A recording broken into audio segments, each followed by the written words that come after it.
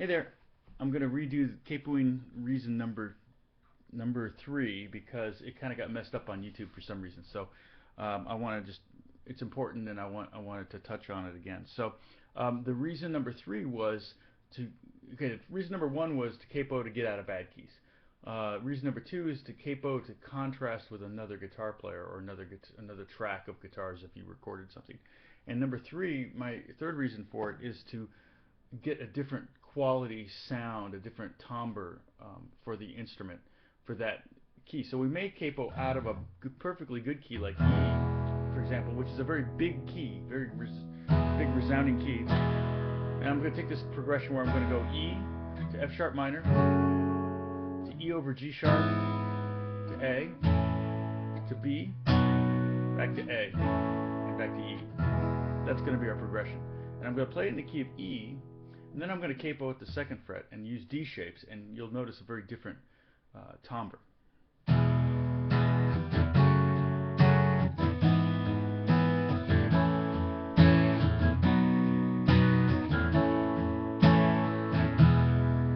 Okay? Now, 2nd fret.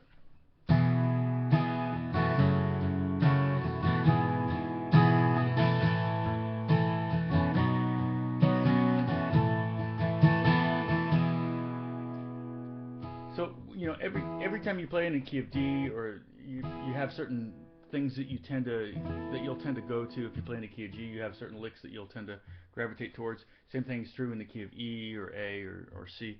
And so what I can do now that I'm playing in D, which is a very small and kind of tender key, get away from that big, bold Pete Townsend windmill key of E, very intimate key of D.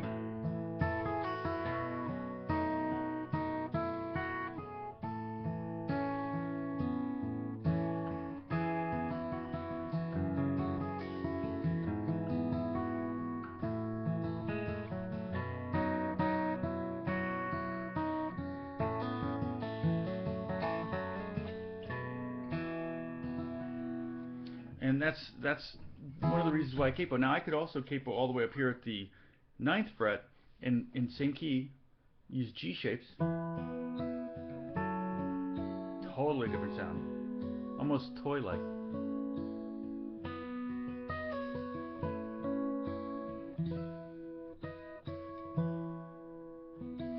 Even strumming. And one thing,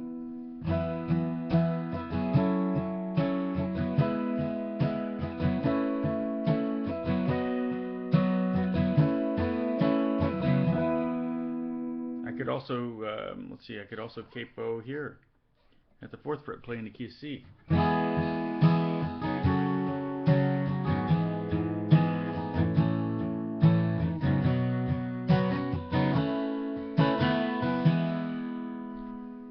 Very different than the key of E.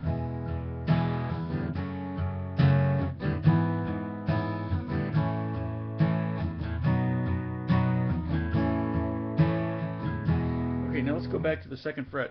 One of the problems with playing in the key of D is it's a very small, the 1 chord, which is D, is a very small chord on the guitar. The root note is on the 4th string, and you only have 4 notes in the whole chord.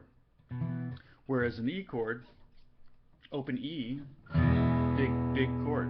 So one thing you could do is you could go ahead and turn the capo over and capo from the bottom, and just get the top 5 strings, leave that 6th string open, like that.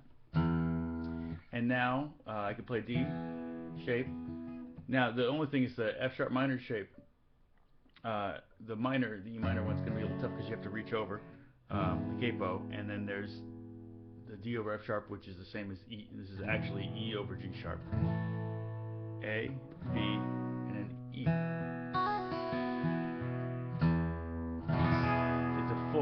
We're back to kind of a full E chord. Get that full range, and we have that low E now.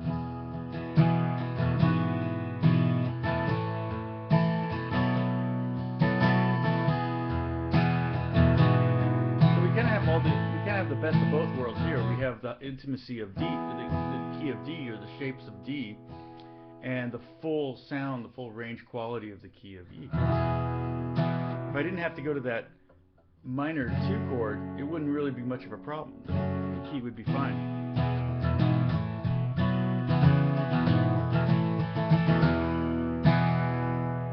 Okay, so experiment around with that. Try taking the key of D maybe to the key of C. You could take the key of G, you can play that.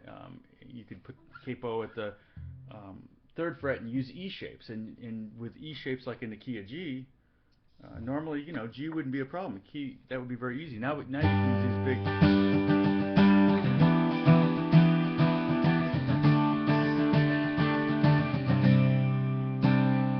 So if I was going G, and that would have been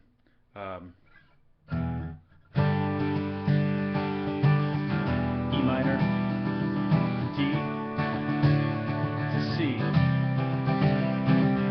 G,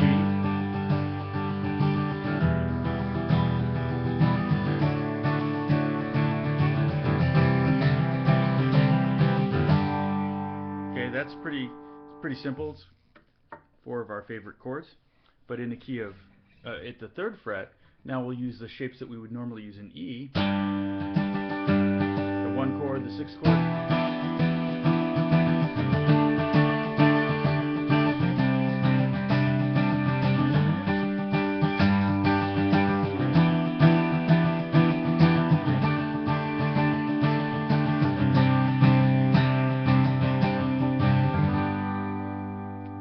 So experiment around with that and see what you can come up with, and I hope it helps. God bless you. We've got a couple more. Thanks. Bye.